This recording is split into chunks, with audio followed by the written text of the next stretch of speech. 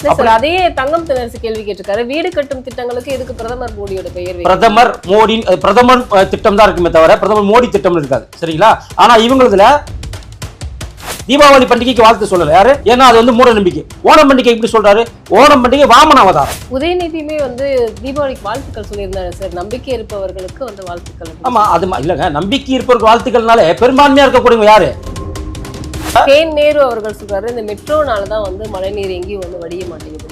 இல்ல, மெட்ரோக்கு அதுக்கு என்னங்க சம்பந்தம்? அவர் தான் சார் சொல்றாரு. அதுதான், அதை அவர் சிந்திக்கணும். அதாவது அவர் சொன்னா நம்புறதுக்கு நம்ம ஒண்ணு முட்டாள் கிடையாது. இன்னைக்கு என்ன பண்ணிருக்காங்க தெரியுமா? அந்த மழைநீர் தண்ணி போகணுங்கிறதுக்காக ரேஸ் கோர்ஸ்ல மிகப்பெரிய அளவுல பள்ளத்தை தோண்டி வச்சிருக்காங்க, அந்த தண்ணியை வந்து அங்க போய் சேர்க்கறது. அண்ணாமலை ஒருத்தன் பேசுறான் மதுரையில, அண்ணாமலை அப்படி இந்த அளவுக்கு தான் நீ மரியாதை கொடுத்து வளர்த்திருக்கிற உங்களுடைய கட்சி நிர்வாகிகள். அவர் சொல்லியிருந்தாரு, செருப்பால் அடிப்பேன், பிரதமர் காரை நான் மறிப்பேன்.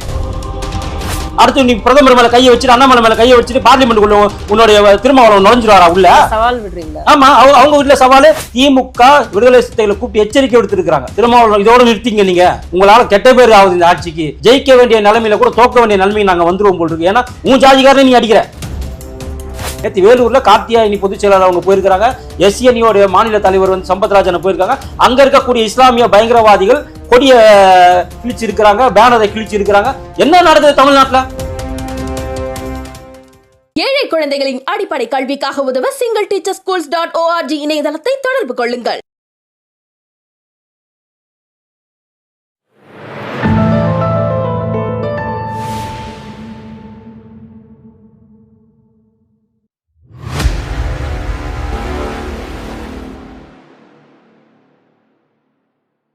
தாமரை டிவி நேயர்களுக்கு அன்பான வணக்கம். இன்று நமது நேர்காணலில் சிறப்பு விருந்தினர் பாஜகவின் மாநில பேச்சாளர் ஃபயர் சதீஷ் அவர்கள் நம்முடன் இருந்திருக்கிறார். சார் வணக்கம். வணக்கம். வணக்கம் மேடம். சட்டப்பேரவை 4 நாட்கள் நடந்தது. ஆனா இந்த ஜிஎஸ்டி பத்தி பேசும்பொழுது தங்கம் தென்னரசு ஒரு 10 கேள்விகள் கேட்டிருந்தாரு. தமிழக முதல்வர் வந்து மக்களின் மனதில் இருந்து நான் கேள்விகளை கேட்கின்றேன் அப்படின்னு சொல்லி ஒரு கேள்வியை வச்சிருக்காரு. அதுல முதல் கேள்வி என்ன அப்படின்னா, பாஜகவின் கூட்டணிக்குள் ஊழல்வாதிகள் வந்தால் வாஷிங் மிஷினில் வெளுப்பது எப்படி அப்படின்னு ஒரு கேள்வியை வச்சிருக்காருங்க சார். இதை நீங்க இந்த கேள்வி எப்படி பாக்குறீங்க? இதை வந்து அவர் கண்ணாடியை பார்த்து அவரையே அவர் கேட்டுக்கணும். ஏன்னா இவர்கள் ஊழல்வாதின்னு சொல்லிட்டு யாரையுமே நாங்கள் குறிப்பிட்டு சொல்லிட்டு அவங்களை எங்கள் கூட்டணியில் நாங்கள் இது வரைக்கும் யாரையும் சேர்த்துக்கல. அது நிறைய உதாரணங்கள் இருக்கு. ஆனால் இவர் ஊழல்வாதி, இவர் ஊழலுக்கு பேர் போனவர், இவரால் தான் வந்துட்டு தமிழகத்தில் மிகப்பெரிய ஒரு ஊழலே உருவாகுதுன்னு சொன்னவர் யாரை குறிப்பிட்டு சொன்னாருன்னா செந்தில் பாலாஜி, கரூர் தொகுதியோடைய இப்போதைய அரசன் அவர் தான். கரூர் தொகுதி அவர் தான் அரசர். அந்த அரசரை நீங்க உள்ள வச்சுக்கிட்டு, அந்த அரசரை பக்கத்துல வச்சுக்கிட்டு, செந்தில் பாலாஜியை பக்கத்துல வச்சுட்டு இந்த மாதிரி வார்த்தைகளுக்கு மு.க. ஸ்டாலின் பேசுறாரு சொன்னா, முதல்ல மு.க. ஸ்டாலின் உங்க முதுக பாருங்க. நீங்க ஒரு ஊழல்வாதியை வைத்துக்கொண்டு இவர் மட்டுமல்ல, இன்னைக்கு ஹைகோர்ட்ல பாத்தீங்கன்னாக்கா கிட்டத்தட்ட 6-7 அமைச்சர்கள் மேல அதிகமான வருமானம் சேர்த்தார்கள், வருமானத்தை விட சொத்து மதிப்பு அதிகமாக இருக்குதுன்னு சொல்லி வழக்கை எடுத்திருக்கிறாங்க. அதுல 6 பேர் உள்ள போக போறாங்க. அப்ப அந்த 6 பேர் யாரு? அப்ப எந்த மிஷின்ல போட்டு வெளுத்தீங்க அவங்கள? கூவாத்துல போட்டு வெளுத்து எடுத்தீங்களா அவங்கள? எதுல போட்டு வெளுத்து எடுத்தீங்க? உங்க கூட இருக்கிறவங்க அமைச்சர்ல 32 அமைச்சர்ல 30 அமைச்சர் மேல ஊழல் குற்றச்சாட்டு இருக்கு, ஊழல் வழக்கு இருக்கு. என்னமோ யோகிய சிகாமணி மாதிரி பேசுறீங்க. உங்க கட்சியில ஒருத்தர் கூட என்னமோ, அதாவது ஊழலுக்காக ஒரே நிமிஷம் சார், ஒருத்தர் கூட அப்படின்னா பாஜகவிலேயே ஊழல்வாதிகள் இருக்காங்களா? நான் என்ன கேட்கறேன், இந்த 11 வருஷத்துல ஒரே ஒரு ஊழல் பண்ணாங்கன்னு ஒரு அமைச்சர் மேல சொல்லுங்க பார்க்கலாம். ஏதாவது ஒரு குற்றச்சாட்டு இருக்கா? எந்த குற்றச்சாட்டு, எந்த அமைச்சர் மேல ஊழல் குற்றச்சாட்டு இருக்கு சொல்லுங்க, இருந்தா காட்ட சொல்லுங்க பார்க்கலாம். பாஜகவுல கேட்க ஆமா, பாஜக எந்த அமைச்சர் மேல இருக்கு? எந்த அமைச்சர் மேலே ஊழல் குற்றச்சாட்டு கிடையாது. ஆனா உங்ககிட்ட இருக்கிற 32 அமைச்சர் மேலே ஊழல் குற்றச்சாட்டு இருக்கு. அது இல்லாம வந்துட்டு ஊழலுக்காக கலைக்கப்பட்ட அரசு இந்த அரசு. அதுவும் இல்லாம ஊழலுக்காக பதவி பறிக்கப்பட்ட அமைச்சர் உங்ககிட்ட தான் இருக்கிறாங்க, எங்க கிட்ட கிடையாது. பொன்முடிய கீழ்கோர்ட்ல வந்து தண்டனை கொடுத்தாங்க, உடனே அவரு அமைச்சர் பதவி ராஜினாமா பண்ணாரு, எம்எல்ஏ பதவி ராஜினாமா பண்ணாரு. திரும்ப இப்போ செந்தில் பாலாஜிக்கு அதே தான் நடந்தது. ஊழல் குற்றச்சாட்டுல அந்த ஊழல் குற்றச்சாட்டு திமுக அரசு வைத்த ஊழல் குற்றச்சாட்டு. அதிமுக வைக்கல, பாஜக வைக்கல, திமுக தான் அவர் மேல வழக்கு போட்டாங்க. என்ன வழக்கு? இவரு போக்குவரத்து துறையில வேலை வாங்கி தரேன்னு சொல்லிட்டு கோடிக்கணக்கில் ஏமாத்திட்டாருன்னு வழக்கு போட்டது திமுக அரசு. இந்த மு.க. ஸ்டாலின் தான் வழக்கு போட்டாரு. அப்படி இருக்கும்போது இப்ப அவரையும் ஒரு உத்தமன்னு சொன்னா எப்படி ஏத்துக்க முடியும்? அப்ப இவரு வந்து எதுல போட்டு வெளுத்து எடுத்தாரு? அவரை ஆசிட்டு போட்டு வெளுத்து எடுத்தாரா? எதுல போட்டு வெளுத்து எடுத்தாரு? திமுகவுக்கு உள்ள போனா, இந்த கட்சியில இருந்து அந்த கட்சிக்கு போனா கண்டிப்பா வந்து உத்தமர்கள் ஆயிடுவாங்க, அப்படிதான் சொல்ல வர. அதான் ஆமா. இப்போ இந்த கட்சியில இருந்து இப்ப அதிமுக இருக்கும் போது போன நிறைய பேர் சொல்ற, கண்ணப்பன்ல இருந்து முத்துசாமியில இருந்து SSR ராஜேந்திரன் இருந்து எல்லாருமேலுமே ஊழல் குற்றச்சாட்டு இருக்கு. அவங்களாம் திமுகவுக்கு போனதுக்கு அப்புறம் தான் இந்த ஊழல் குற்றச்சாட்டுகள் பெரிதாக்கப்படுகிறது. ஏன்னா அவங்க ஊழல் புரிஞ்சிருக்காங்க. திமுக போனதுக்கு அப்புறம் தான் மிகப்பெரிய ஊழலே அவங்க பண்ணிருக்காங்க. ஏன்னா அதிமுகவில் இருந்த வரைக்கும் சரி, அதுக்கு முன்னாடி வரைக்கும் சரி, பெரிய ஊழல் குற்றச்சாட்டுல அவங்க மேல எதுவுமே கிடையாது. இன்னைக்கு திமுக ஆட்சிக்கு எப்போ வந்ததோ அன்னில இருந்து தான் இவங்களுக்கு சொத்து குவிப்பு வழக்கு எல்லா வழக்குமே இவங்க மேல பாய்கிறது, எல்லாமே இன்னைக்கு நடக்குதுன்னு சொன்னாக்கா ஏன்னா அவங்க அந்த ஊழல் பண்ணிருக்காங்க. ஊழல் செய்ததின் விளைவாகத்தான் இன்னைக்கு அதுக்கான தண்டனை இன்னைக்கு திமுக அனுபவிச்சு கொண்டிருக்கு. அதனால உத்தம சிகாமணி மாதிரி ஸ்டாலின் பேசக்கூடாது. கண்டிப்பா சார். அப்புறம் இன்னொரு கேள்வி வந்து தமிழக முதல்வர் வச்சிருக்காரு. நாட்டின் முக்கியமான திட்டங்களுக்கும் சட்டங்களுக்கும் இந்தியிலும் சமஸ்கிருதத்திலும் மட்டுமே பெயரிடுவது என்ன மாதிரியான ஆணவம்னு கேட்டிருக்காரு சார். அதாவது எப்படி நீங்கள் உங்களோட தந்தை பெயரை அனைத்து விஷயத்திற்கும் உங்க தந்தை பெயரை வைக்கிறீங்க. தமிழ்நாட்டில் சுதந்திர போராட்ட தியாகிகள் ஏகப்பட்ட பேர் இருக்கிறாங்க இல்லைங்களா? நல்லது செய்த விஞ்ஞானிகள் நிறைய பேர் இருக்காங்க. அவங்க பேர்லாம் வைக்காம உங்களோட தந்தை பேர் ஊழல்வாதியோட பேர் மட்டும் வைக்கிறீங்க. அதே தங்கம் தென்னரசு கேள்வி கேட்டிருக்காரு. வீடு கட்டும் திட்டங்களுக்கு எதுக்கு பிரதமர் மோடியோட பெயர்? பிரதமர் மோடி பிரதமர் திட்டம் தான் இருக்குமே தவிர பிரதமர் மோடி திட்டம் இருக்காது சரிங்களா? ஆனா இவங்களதுல கலைஞர் காப்பீடு திட்டம், கலைஞர் வீடு கட்டு திட்டம் எல்லாம் இவங்க அப்பன் பேர்ல தானே இருக்கு. ஊழல்வாதியோட பேர்ல தாங்க இருக்கு. பிரதமர் என்பது ஒரு பதவி, மோடி என்பது பெயர். அதுல வந்து மோடி என்ற எந்த ஒரு திட்டத்திலும் மோடி என்ற பெயர் வராது. மத்திய அரசோட திட்டங்களை பிரதமர் திட்டம்னு வருமே தவிர பிரதமர் மோடி திட்டம் எதுவுமே வராது. ஆனா இங்க கலைஞர் திட்டம் எல்லாமே கலைஞர் திட்டம் தான். எல்லாமே நூலகத்துக்கு கலைஞர் பேரை வைக்கிறீங்க, உங்களுக்கு பஸ் ஸ்டாண்டுக்கு கலைஞர் பேரை வைக்கிறீங்க, பூங்காக்கும் கலைஞர் பேரை வைக்கிறீங்க, எல்லாத்துக்குமே நீங்க கலைஞர் பேரை வைக்கிறீங்க. கலைஞர் உத்தமரா? ஊழல்வாதி கிடையாதா? அது மட்டும் இல்லாம இப்ப மட்டும் சமஸ்கிருதத்துல பேர் வைக்கிறாங்களா? இதுக்கு முன்னாடி வைக்கலையா? இப்ப மட்டும் தான் ஹிந்தியில பேர் வைக்கிறாங்க, இதுக்கு முன்னாடி வைக்கலையா? இங்க இருந்து போனாரு உத்தரப்பிரதேசத்துக்கு போயிட்டு தேர்தலில் நம்ம ஸ்டாலின் போய் நின்று அங்கே பேசினாரு. எந்த மொழியில பேசினாரு? அதே போல உங்களுக்கு மேற்கு வங்கத்தில் போய் பேசினாரு. எந்த மொழியில பேசினாரு?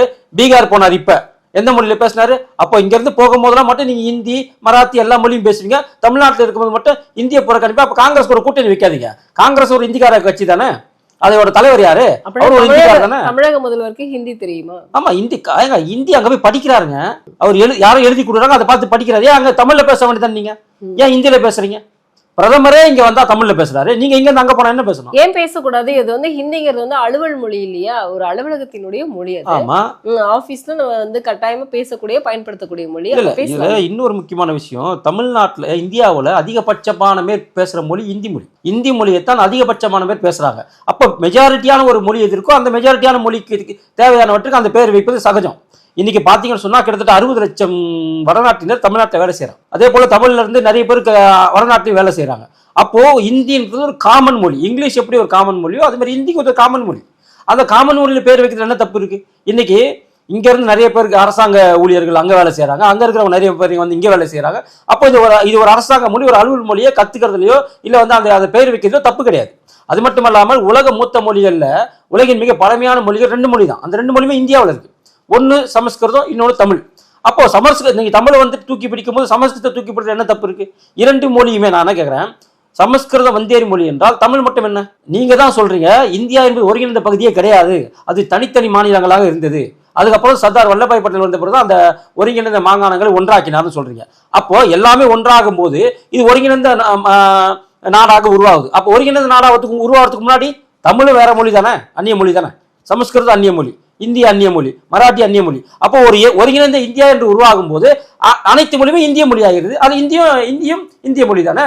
அடுத்ததாக வந்து அவர் கேட்டிருக்கக்கூடிய இன்னொரு கேள்வி சார், ஒன்றிய அமைச்சர்களே நம் குழந்தைகளை அறிவியலுக்கு புறம்பான மூட நம்பிக்கைகளை சொல்லி மட்டப்படுத்துவது ஏன் அப்படின்னு கேட்டிருக்காரு. இல்ல இது எப்படி மட்டப்படுத்துவதாகும்? நான் என்ன கேட்கறேன்னா, அப்படி மட்டப்படுத்தி இருந்தாக மக்கள் இதெல்லாம் நீங்க மக்கள் கேட்கிற கேள்வின்னு சொன்னார் இல்லையா? அதான் மக்கள் கேட்கிற கேள்வி. மக்கள் மனதில் அதான் மக்கள் மனதில் இருந்தாலும் இவர் மக்கள் மனதில் புகுந்து போய் பார்த்த மாதிரியும் இவர் மக்கள் இப்படி இவர் சொன்ன மாதிரி இந்த கேள்வி இருக்குன்னு வச்சுக்கோங்க. நான் என்ன கேட்கறேன்னா, சென்ற வருடம் 6000 கோடிக்கு, அதாவது இவங்க சொல்லக்கூடிய மூட நம்பிக்கையான தீபாவளி பண்டிகை, இவங்க அப்படிதான் சொல்லுவாங்க. தீபாவளிங்கிறது மூட நம்பிக்கை. இந்த ஆண்டி முத்தராசா சொல்லுவார், எப்படி வந்துட்டு பன்றியும் மனிதனும் வந்து உறவு வைத்துக் கொண்டு எப்படி குழந்தை பிறக்க முடியும்? அவர் பேர் நரகாசுரன். அந்த நரகாசுரன் ஒரு வரம் வாங்குறான். அந்த நரகாசுரனை அழிப்பதற்காக கிருஷ்ணர் அவதாரம் எடுத்து இவரை கொல்றாரு, பூமியை தட்டையாக்குறாரு, சுருட்டினாரு. இதெல்லாம் நம்பிக்கைக்குரிய விஷயமானு கேட்டார். அது மக்கள் கேட்கறாங்கன்னு மு.க. ஸ்டாலின் சொல்றாரு. இது மூட நம்பிக்கையான விஷயம் மு.க. ஸ்டாலின் சொல்றாரு. நான் என்ன கேட்கறேன்னா, சென்ற வருடம் 6000 கோடிக்கு பட்டாசு விற்பனை. எவ்வளோ? 6000 கோடிக்கு.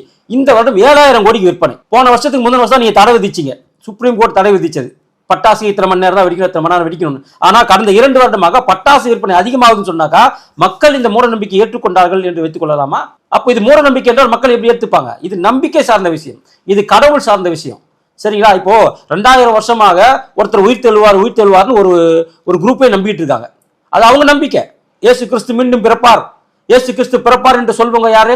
அவர் உயிரோடு தான் இருக்கிறார், பிறப்பார் என்று சொல்பவர்கள் வந்து கிறிஸ்டியன்ஸ் இல்லைங்களா? இயேசு கிறிஸ்து பிறக்கவே மாட்டார், செத்தவன் தான் சொல்றவங்க யூதர்கள். அப்போ அந்த ஒரு கடவுளுக்கு 2 நிலைப்பாடு அவங்க வச்சிருக்காங்க. அப்போ இயேசுநாதருக்கு பர்த் சர்டிபிகேட் இவர் பார்த்தாரா? ஆண்டி முத்துராசா பார்த்தாரா? இல்ல நபிகள் நாயகத்தோட பர்த் சர்டிபிகேட் ஆண்டி முத்துராசா பார்த்தாரா? இன்னைக்கும் கூட நீங்க வந்துட்டு மெக்காக்கு போனீங்கன்னு சொன்னாக்கா, மெக்கால வந்துட்டு அவங்க தொழுகை முடித்து விட்டு சாத்தான் மீது கல்லெறியும் ஒரு பழக்கம் உண்டு. அது மூட நம்பிக்கையா இல்ல நல்ல நம்பிக்கையா? அதெல்லாம் நீங்க கேள்வி கேட்க மாட்டீங்களா? அதெல்லாம் கேள்வி கேட்க மாட்டீங்க. தனது மதத்தையும் தனது கடவுளையும் நீங்கள் ஏற்றுக்கொள்ளவில்லை என்று சொன்னால், அதாவது ஒண்ணு எங்க மதத்தை நீங்க ஏத்துங்க, இல்ல எங்களுக்கு வரி கட்டணும், இல்ல எங்க கடவுளை நீங்க வணங்கணும். இப்படி பண்ணலன்னு சொன்னாங்க அவனை கழுத்தில் வெட்டு, கண்ணில் வெட்டு, காதில் வெட்டு, மூக்கில் வெட்டு என்று குரான்ல சொல்லியிருக்கு. அப்ப அதெல்லாம் மூட நம்பிக்கை கிடையாதா?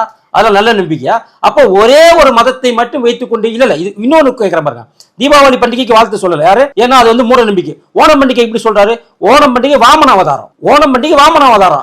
அதுலயும் வந்துட்டு ஒரு காலை வச்சு பூமியில வைப்பாரு, ஒரு காலை வந்துட்டு கடல்ல வைப்பாரு, இன்னொரு 3 அடி நிலம், இன்னொரு அடி நிலம் தலையில வைங்க அப்படின்னு சொல்றதும் ஒரு அவதாரம். அப்படி ஒரு கால் எடுத்துட்டு போய் பூமியில வைக்க முடியுமா? ஒரு கால் எடுத்துட்டு போயிட்டு நீங்க வானத்துல வைக்க முடியுமா? அப்ப அது மூட நம்பிக்கை கிடையாதா? அப்ப ஓணம் பண்டிகைக்கு மட்டும் உங்க மு.க. ஸ்டாலின் உங்க நொன்ன வாழ்த்து சொல்றாரு எப்படி அப்ப? அதுவும் மலையாளத்துல சொல்றாரு எப்படி அப்ப? உதயநிதியுமே வந்து தீபாவளிக்கு வாழ்த்துக்கள் சொல்லியிருந்தாரு சார். நம்பிக்கை இருப்பவர்களுக்கு வந்து வாழ்த்துக்கள். ஆமா, அது இல்லங்க, நம்பிக்கை இருப்பவர்கள் வாழ்த்துக்கள்னாலே பெரும்பான்மையா இருக்கக்கூடியவங்க யாரு? இந்தியாவில 80% இருக்கக்கூடிய நபர்கள் யாரு? இந்துக்கள். எல்லோரும் நம்பக்கூடிய பண்டிகை இன்னைக்கு அதுதான். நாங்க அடிக்கிற அடி, நாங்க உதைக்கிற உதை, இன்னைக்கு வாழ்த்துக்களே சொல்ல மாட்டேன்னு சொன்னவங்க நம்பிக்கை இருக்கவங்க கொண்டாடலாம்னு சொல்ற அளவுக்கு இன்னைக்கு வந்திருக்கு. இன்னும் வருங்காலத்துல மூடநம்பிக்கை என்று சொன்னவர்களே தீபாவளி பண்டிகைக்கு வாழ்த்து சொல்லக்கூடிய காலம் வரும். பெரியாரின் பாசறையில் வந்து நானும் வளர்ந்தவன் அப்படின்னு சொல்லக்கூடிய திருமாவளவன் அவர்களே வந்து தீபாவளி அன்னைக்கு வந்து பட்டாசு வெடிச்சு புது சட்டை போட்டுட்டு அவர் கொண்டாடின வீடியோக்கள் எல்லாமே வெளியா இருந்தது. சரி, இப்படி இவங்க கூட்டணிக்குள்ளேயே மாற்றுக்கள் கருத்துக்கள் இருக்கு. ஆனா தமிழக அரசு எந்த அடிப்படையில் வந்து தீபாவளிக்கு மது விற்பனை 600 கோடி அப்படின்னு டார்கெட் பண்றாங்க? 670 கோடி இல்ல சார், 600 கோடின்னு தமிழக அரசு டார்கெட் பண்ணிருக்காங்க. இவ்வளவு விற்பனை ஆகணும் அப்படின்னு சொல்லி அவங்க ஒரு இலக்கை வச்சிருக்காங்க. ஆனா நம்மளுக்கு வந்து சேல் ஆனது வந்து 786 கோடி சேல் ஆயிருக்கு. இப்ப எப்படி இவங்க யாரை வைத்து இப்படி ஒரு டார்கெட் பண்றாங்க? இல்ல அதுதான், அதாவது தமிழகத்தை பொறுத்த வரைக்கும் இந்த அரசாங்கம் 2 விஷயத்துலதான் ஓடுது. மக்களை வந்து குடிக்க வைக்கணும். பண்டிகை, அதாவது பட்டாசு வெடிக்க 2 மணி நேரம், குடிக்கிறதுக்கு 24 மணி நேரம். இந்த அரசோட நிலைப்பாடு இதுதான். தமிழக அரசோட நிலைப்பாடு இதுதான். நீ வந்து உன்னுடைய பண்டிகையை கொண்டாடுவதற்கு வருஷத்துக்கு ஒரு தடவை வரக்கூடிய பண்டிகையை கொண்டாடுறதுக்கு 2 மணி நேரம் பர்மிஷன் தரீங்க. ஆனா குடிப்பதற்கு 24 மணி நேரம் ஒயின் ஷாப்பை திறந்து வச்சிருக்கீங்க. அப்போ உண்மையிலேயே மூட நம்பிக்கை பகுத்தறிவு உள்ளவரா இவங்கன்னு கேட்கிற கேள்வி வருமா வர்றதா? அதெல்லாம டார்கெட் வைக்கிறீங்க. அப்போ என்ன அர்த்தம்? தமிழ்நாட்டை குடியார மாநிலமாக மாற்ற வேண்டும். டார்கெட்டை இன்க்ரீஸ் பண்ணி மொத்த பேரையும் குடிக்க வைத்து மூளையை மழுங்க செய்தால் மட்டும்தான் திமுக ஓட்டு போடுவான். உண்மையிலேயே மூளை உள்ளவன், அறிவு உள்ளவன், பகுத்தறிவு உள்ளவன் எவனுமே திமுக ஓட்டு போட மாட்டான்.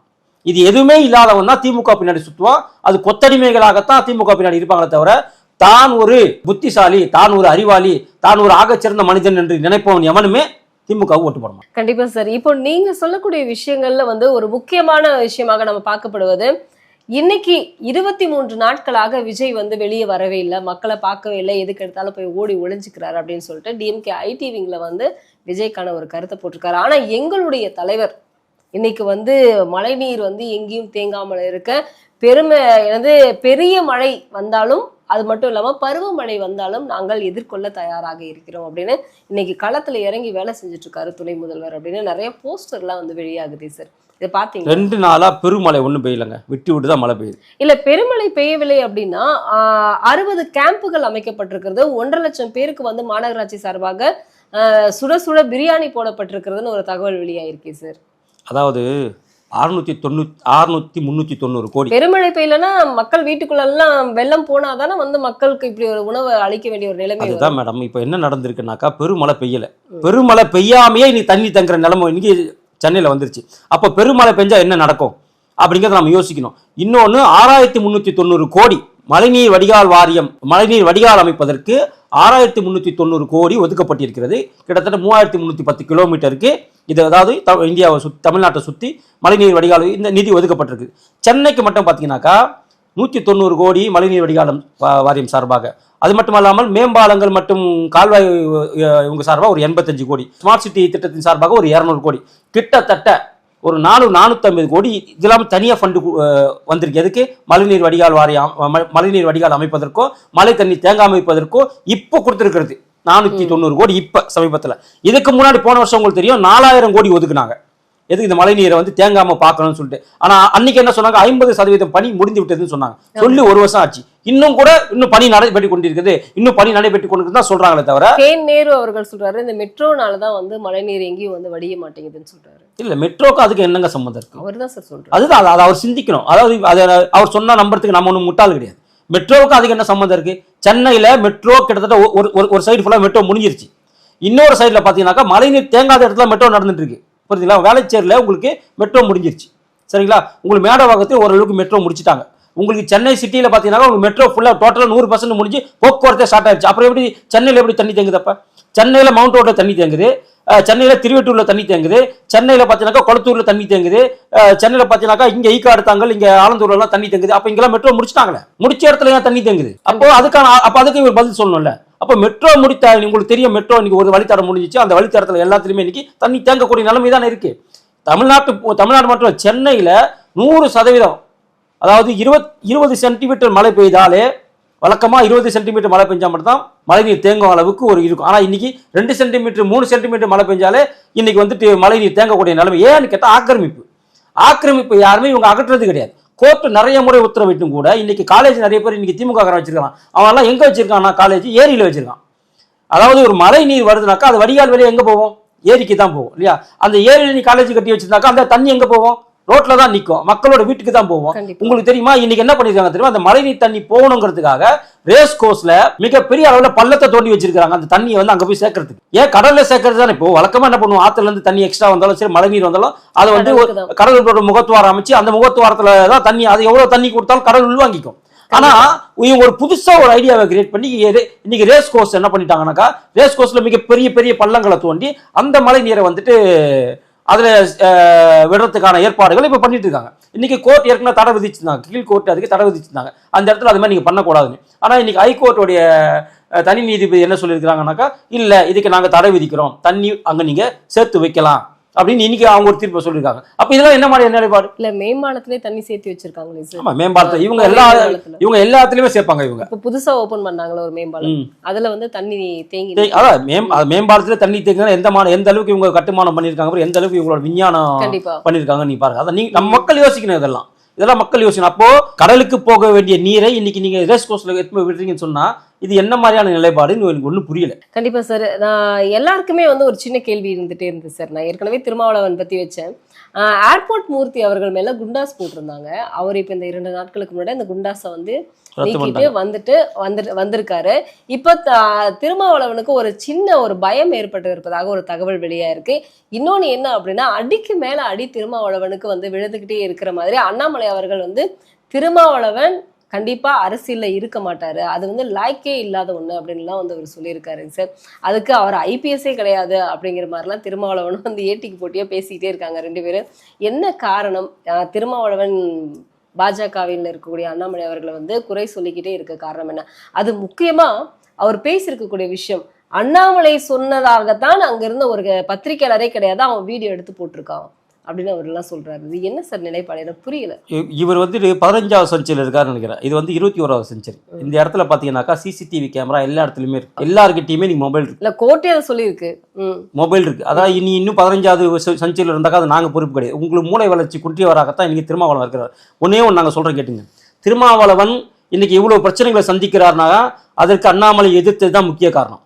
அண்ணாமலை ஒருத்தன் பேசுறான் மதுரையில, டே அண்ணாமலை அப்படி அந்த அளவுக்கு தான் நீ மரியாதை கொடுத்து வளர்த்திருக்கிற உங்களுடைய கட்சி நிர்வாகிகளை. அவர் சொல்லியிருந்தாரு செருப்பால் அடிப்பேன், பிரதமர் காரை நான் மறிப்பேன். நான் என்ன கேட்கிறேன், ஆன்மீக உள்ள விடுதலை சித்துகள் எவனாவது உன் கட்சியில இருந்தீங்கன்னா, எவனாவது உன் தலைவனை சேர்த்தான் கேட்கிறேன், அண்ணாமலையை தொட்டுப்பாரு, முடிஞ்ச அண்ணாமலை தொட்டுப்பாரு.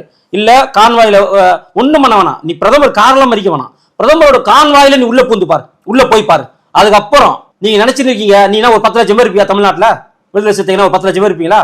16 கோடி பேர் இருக்கிறாங்க முழுக்க பிஜேபி காரன். அடுத்து உங்க தலைவர் கர்நாடகா போவானாமா தேர்தல் பிரச்சாரத்துக்கு? அடுத்து நீ பிரதமர் மேல கையை வச்சுட்டு அண்ணாமலை மேல கையை வச்சுட்டு பார்லிமெண்ட்டுக்குள்ள உன்னுடைய திருமாவளவன் நுழைஞ்சிருவாரா உள்ள? சவால் விடுறீங்களா? ஆமா, அவங்க வீட்டுல சவாலு முடிஞ்சா நீ தீபாவளி கொண்டாட முடியுமா? என் தலைவர் மேல கை வச்சா தீபாவளி கொண்டாட முடியுமா? நீ எப்படி கேட்பாப்ப? வேட்டி கட்டி ஒருத்தர் நடக்க முடியாது பிஜேபி காரன், நீ எப்படி கேட்ப? உனக்கு இருக்கிற திமிரு எனக்கு இருக்காதா? உனக்கு பிசிஆர் ஆக்ட் பாயினாக்கா ஏமாலே பிசிஆர் ஆக்ட் பாயும். பாஜக தான் வந்து விசிகா வந்து திமுகல இருந்து வெளியே வரணும், தங்களுடைய கூட்டணிக்குள்ள வரணும் அப்படின்னு சொல்லிட்டு ரொம்ப எதிர்பார்க்குது. அப்படி எதிர்பார்க்கறதுனால இன்னொரு தீபாவளி கூட கொண்டாடுவாங்க நாங்க வெளியே வந்துட்டா. தப்பு கிடையாது அப்படின்னு அவரு தப்பு கிடையாது. தப்பு. இப்ப நீங்க என்ன கேக்குறீங்க? எங்களை எதிர்க்கிறதே பாஜகவுக்கு வேலையா போயிடுது. ஆமா, இப்ப நீங்க மட்டும் என்ன சொல்றீங்க? எங்களுக்கு கொள்கை எதிரில இருந்து எல்லாமே எங்களுக்கு கொள்கை எதிரி மட்டுமல்ல, எங்களுக்கு முதல் எதிரியே பிஜேபி தான் அப்படின்னு நீங்க சொல்லியா? அப்படி சொல்லும் போது நாங்களும் இதை சொல்றதுக்கு ஒண்ணு தப்பு கிடையாது. அதெல்லாம் நீங்க என்ன சொல்றீங்க? சூடு சொரணை உள்ள எந்த பிஜேபி காரணம் விஜய் இவ்வளவு பேச்சு பேசின பிறகு அவங்க கூட கூட்டணி வைக்க மாட்டான்னு சொல்றீங்க, சொல்றாரு திருமாவளவன். நான் என்ன கேட்கறேன், நீங்க கொஞ்ச நாளைக்கு முன்னாடி என்ன சொன்னீங்க? ஈழத் தமிழர்களை கொன்ற காங்கிரஸ் உடைய பிணம் கூட கூட்டு வைக்காது, திமுக உடைய பிணம் கூட கூட்டு வைக்காதுன்னு சொல்லிட்டு இன்னைக்கு நீ பிணம் கூட்டு வச்சிருக்கிறா இல்ல மனிதன் கூட்டு வச்சிருக்கானா? நீ எப்படி கூட்டணி வச்சப்ப? அசிங்கமா இல்ல உனக்கு? வெக்கமா இல்ல உனக்கு? சார் 16 பிசிஆர் என்ற ஆக்ட் பின்னாடி ஒளிஞ்சுக்கிட்டு இந்த மாதிரி வேலையெல்லாம் செஞ்சுட்டு நீங்க பிஜேபி காரனை மிரட்டிட்டு இருந்தீங்கன்னு சொன்னாக்கா, உண்மையிலே சொல்றேன், திரும்பவும் நாங்க சொல்றோம் கேட்டுங்க, தமிழ்நாட்டு மட்டுமல்ல எங்குமே விடுதலை சிறுத்தைகளோட தொண்டர்களும் சரி தலைவனும் சரி நடமாட முடியாது. இதை நாங்க எச்சரிக்கையா சொல்றோம். என்ன எவ்வளவு போன் பண்ணி மிரட்டுவீங்க நீங்க எல்லாரும்? நீங்க அவ்வளவு பெரிய அப்பா தகரா? நீங்க அவ்வளவு பெரிய ஆளா? நான் கேக்குறேன். இந்தியா ஃபுல்லா இருக்கிறோம் நாங்க. ஏற்கனவே ஒரு தடவை ஓட விட்டுருக்காங்க. யார? திருமாவளவன் கர்நாடகால பிரதமரை தவறாக பேசியதற்காக ஓட விட்டுருக்காங்க. இன்னைக்கு நீ பிரதமர் இன்னைக்கு வழிமறிச்சு நீ எதாவது பண்ணுவேன்னு சொன்னா சும்மா விடுவாங்களா? உன்ன சும்மா விடுவாங்களான்னு கேக்குறேன். 16 கோடி பேர் இருக்காங்க அப்படின்னு சொல்றேன். நீங்க ஏன் ஒரு சின்ன கட்சியை பார்த்து ஏன் இந்த அளவுக்கு வந்து கொந்தளிக்கிறீங்க? நாங்க கொந்தளிக்கலங்க, நாங்க கொந்தளிக்கல. எங்க பிஜேபியை பத்தி பேசினாதான் அவங்க கட்சி பெரிய ஆளாக முடியும், அவங்க தொண்டர்கள் பெரிய ஆளாக முடியும் அவங்க நினைக்கிறாங்க. அவங்க வந்துட்டு நாங்க வந்து அவங்க நினைக்கல, நாங்க போய் அவங்களை சீன்றது அவங்க ஒரு வக்கீல் அடிக்கிறாங்க, ராஜீவ் காந்தி என்ற ஒரு வக்கீல் அடிக்கிறாங்க. இதுல அண்ணாமலை எங்க வந்தாரு? இல்ல பிஜேபி எங்க வந்தது? இல்ல ஆர்எஸ்எஸ் எங்க வந்தது? அப்போ ஆர்எஸ்எஸ் தான் இதற்கு காரணம், பிஜேபி தான் இதற்கு காரணம், அண்ணாமலை தான் இதுக்கு காரணம் யார் சொல்றா? அப்ப யார் சீண்டி சண்டை வலிக்கிறா? யார் வந்து யாரு நோன்றா? இதற்கெல்லாம் யாருங்க காரணம்? நீ உன் கொழுப்பு, உன் தொண்டர்களுடைய கொழுப்பு, நீ ரவுடி பசங்களை வளர்த்து வச்சுக்கிற, நீ திருட்டு பசங்களை வளர்த்து வச்சுக்கிற, நீ மொல்ல மாதிரி முடிச்சவைக்கு மொத்த பேரும் உன் கட்சியில தான் இருக்கிறான். நீயே ஒருத்த மேல 10 வழக்கு இருக்கணும்னு சொல்ற, நீ கல்லு தட்டி பஸ் மேலன்னு சொல்ற, நீ வந்துட்டு கலவரம் பண்ணுன்னு சொல்ற, எல்லாமே நீ சொல்லி கொடுக்குற. நான் டெல்லியில இருந்து கொண்டே தென் மாவட்டங்களை 10 வைப்பேன்னு சொல்ற. அப்போ கலவரத்தை தூண்டுறதும் நீதான், கலவரத்தை உண்டு பண்றது நீதான், உன்னுடைய தொண்டர்களை வந்துட்டு சண்டை போட சொல்றது நீதான், ரவுடிசம் பண்ண சொல்றது நீதான், எல்லாமே நீ பண்ணிட்டு பிஜேபி காரன் பண்ணிட்டானாக்கா பிஜேபியை தொட்ட நீ கெட்ட. இவ்வளவுதான் நாங்க எச்சரிக்கிறோம். இந்த சும்மா போன் பண்ணி மிரட்டுறது, சும்மா இந்த வந்து கமெண்ட்ல வந்து மிரட்டுறது இதெல்லாம் நிறுத்திங்க. சார், கோர்ட்டே வந்து திருமாவளவனுக்கு வந்து வார்னிங் கொடுத்திருக்காங்க. ஒரு தலைவன் இந்த மாதிரி எல்லாம் செய்யலாமா, ஒரு தலைவனுக்கு இருக்கக்கூடிய பண்பு அப்படிங்கிற மாதிரிலாம் ஒரு விஷயத்தெல்லாம் சொல்லியிருக்காங்க. ஆனா இது வந்து திருமாவளவன் அந்த விசிகாவே வந்து ஒரு பொருட்டாகவே வந்து நீதிமன்றத்துடைய கேள்விகள் எடுத்துக்கவே இல்லையே. எடுத்துக்காதுங்க. ஏங்க அவங்க ஆளுங்க இந்த திமுக கூட்டணிக்கு அடிமையா இருக்கிறாங்க. திமுக கூட்டணிக்கு விடுதலை சிறுத்தைகளோட ஓட்டு வேணும், அதனால அவங்களும் கேள்வி கேட்க மாட்டாங்க. யாரு? திமுகவும் சரி. ஆனா இன்னைக்கு திமுக முதல்ல மாதிரி இல்ல. திமுக விடுதலை சிறுத்தைகளை கூப்பிட்டு எச்சரிக்கை எடுத்திருக்காங்க. திருமாவளவன் இதோட நிறுத்திங்க, நீங்க உங்களால கெட்ட பேர் ஆகுது இந்த ஆட்சிக்கு, ஜெயிக்க வேண்டிய நிலைமையில கூட தோக்க வேண்டிய நிலைமைக்கு நாங்க வந்துருவோம் போல் இருக்கு. ஏன்னா உன் ஜாதிகாரன் நீ அடிக்கிற, ஏர்போர்ட் மூர்த்தி அண்ணா வந்து அவங்க ஜாதிகாரன், அவரையும் நீ அடிக்கிற, முக்குளத்துவ சமுதாயத்தை சேர்ந்தவனு நீ அடிக்கிற. அப்ப நீ யாரு? நீ கண்டிப்பா அப்ப அந்த கேள்வி கோர்ட் மட்டும் இல்ல, முக ஸ்டாலின் அவர்களும் கேட்டிருக்காரு. இதோட நிறுத்திக்கணும், இதுக்கப்புறம் இன்னொரு புகாரோ இன்னொரு சண்டையோ நடக்கக்கூடாது, நடந்தா அதுக்கான விபரீதம் வேற மாதிரி இருக்குன்னு சொல்லியிருக்காங்க. அது மட்டும் இல்லாம தொடர்ந்து பாஜகவை மட்டும்தான் இந்த தமிழ்நாட்டில் இருக்கக்கூடிய சில அரசியல் கட்சிகள் இப்படி பண்ணி. உங்களுக்கு தெரியும், நேற்று வேலூர்ல கார்த்தியாயினி பொதுச் செயலாளர் அவங்க போயிருக்காங்க, எஸ்என்இயோட மாநில தலைவர் வந்து சம்பத்ராஜன் போயிருக்காங்க. அங்க இருக்கக்கூடிய இஸ்லாமிய பயங்கரவாதிகள் கொடிய கிழிச்சு இருக்கிறாங்க, பேனரை கிழிச்சு இருக்கிறாங்க. என்ன நடக்குது தமிழ்நாட்டில்? அப்போ இந்த வன்முறையாளர்களை ஏன் இந்த அரசு தடுக்க மறுக்குது?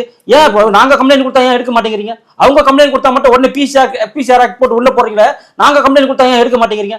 அப்போ தமிழ்நாடு அரசும் தமிழ்நாடு காவல்துறையும் அக்கிரமம் அநியாயம் செய்யக்கூடியவங்களுக்கு மட்டும் தான் நீங்க தலையாட்டுவீங்களா? அவங்களுக்கு மட்டும் தான் ஆதரவா இருப்பீங்களா? நேற்று அவ்வளவு பெரிய சம்பவம் நடந்திருக்கு. இது ஜனநாயக நாடுங்க. தமிழ்நாடு என்பது ஜனநாயக நாட்டுல ஒரு அங்கம். அங்க வந்து நாங்க கொடியேற்றுவோம், நாங்க வந்துட்டு கூட்டம் போடுவோம், பொதுக்கூட்டம் நடத்துவோம், அரங்கம் கூட்டம் நடத்துவோம், எங்க விருப்பம். நாங்க ஒரு தேசிய கட்சி, ஆளுங்கட்சி. இப்ப ஒரு ஆளுங்கட்சிக்கு நீங்க இவ்வளவு பெரிய சவாலா நீங்க வந்துட்டு பேனரை கிழிக்கிறீங்க, கொடியா கழட்டி போடுறீங்க, விரல நீட்டி பேசக்கூடாதுன்னு ஒருத்தன் சொல்றாங்க விரல நீட்டி பேசாதன்றான். யாரா நீங்க? நாங்க ஏன் விரல நீட்டி பேசக்கூடாது? கண்டிப்பா. நீ ஏன் கொடியை கிழிப்ப, பேனரை கிழிப்பா, நாங்க விரல நீட்டி பேசக்கூடாதா? இந்த முறை விரல் நீள்கிறது, அடுத்த முறை பண்ணி பாருங்க என்ன நீள்கிறது நாங்க சொல்றோம்.